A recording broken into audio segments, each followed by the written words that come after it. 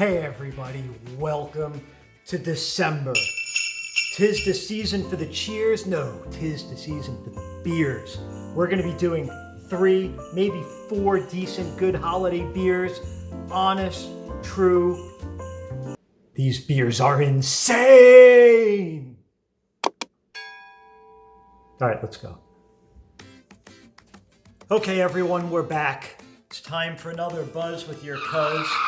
Hope you had a great Thanksgiving if you were here in America.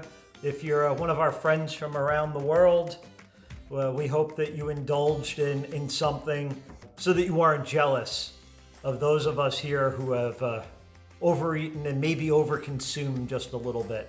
So last week we did a non-alcoholic happy hour. We featured a few drinks. One of them was a non-alcoholic beer that was made for Christmas, December.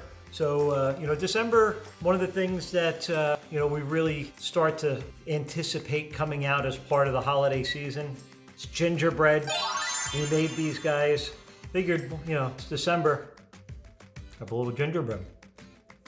So good. I just love the spice in gingerbread. Maybe in cookies, lattes, whatever.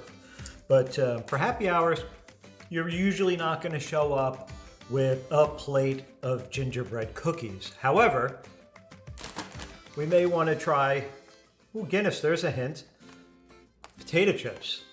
So I've never had these before. I'm going to pop these things open. Smell like potato chips that maybe have like a little bit, oh look at that. You know how dark those are?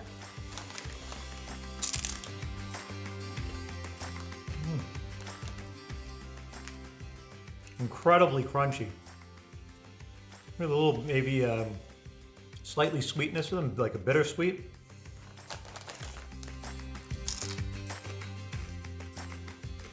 Does have a little bit of a Guinness flavor to it. I like it. Product of the UK. Naturally flavored. Guinness. It also says here that they're made with malt and barley. That must be where the beer flavor is coming from. Look at that. Very nicely seasoned, very crispy. We have gingerbread, we have Guinness.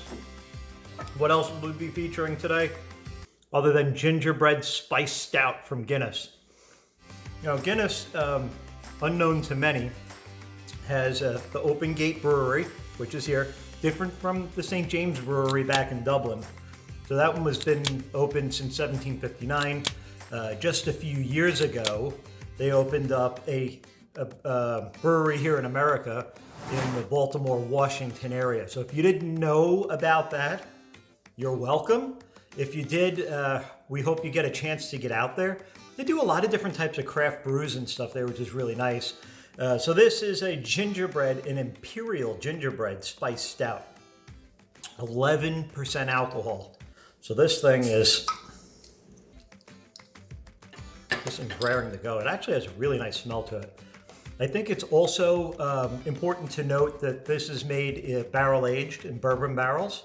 So they announced this on International Stout Day this year, which is pretty interesting. There's a day for everything, right? Give it a little pour. Well, it's got the Guinness darkness. Look at that nice color.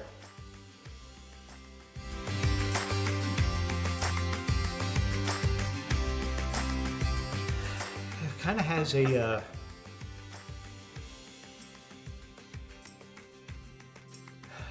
actually smells very, very different than your typical Guinness. It doesn't have that thick, creamy Guinness head on there. But this actually has a very nice spice to it. It has all of the flavors of gingerbread in here. So there's definitely some nutmeg, there's some allspice, there's a little bit of cinnamon, definitely some ginger.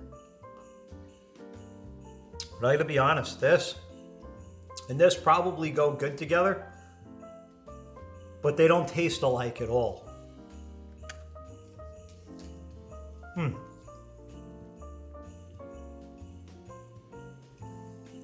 As we get further into this, you can get more and more of the bourbon flavor out of here, which is a little bit more than a vanilla undertone.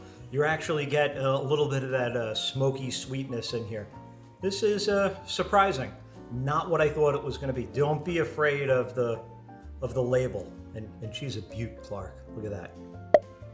Very nicely done. Yeah, confirmed. Gingerbread cookies, Imperial gingerbread stout. These are a good match. They were pretty good with the chips too, honestly. But back in 1759, Arthur Guinness leased the St. James Brewery for like 9,000-year lease or something ridiculous. So he knew he was onto something, that he was going to need that time. This is nice. Definitely nothing that he would have considered, I believe, that would be coming out of his breweries. But I don't think he thought he would have a brewery in America either. Actually, let's see, 1759. America probably was being spoken about more than people actually hoping to go right at that point. But, you know, we'll wait for 1776 for it to get real. Anyway, it's a nice seasonal release. I think this is the first year they've ever done it. Kind of balanced. It's, you know, a little dark, so it has that sweetness to it that you would expect from a Guinness. But it also has a lot of the holiday spices. And those holiday spices are really what drove us to get this beer and to pair it with Guinness potato chips and, of course, some homemade gingerbread. Shameless plug. Recipe on the way. Poor gingerbread guy. We also have a collaboration with Catalina Treats Bakery. Jesse has a gluten-free gingerbread recipe to share with you.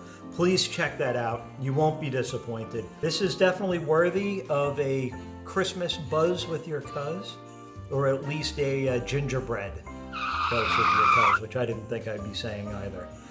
Hopefully you subscribe so we can see you again next week. We have a couple of other holiday drinks. So see you next week. We're going to go enjoy this, and we're going to pull some more of those gingerbread cookies out. And cheers. Catalina Gluten Free Bakery collaboration. Go see it.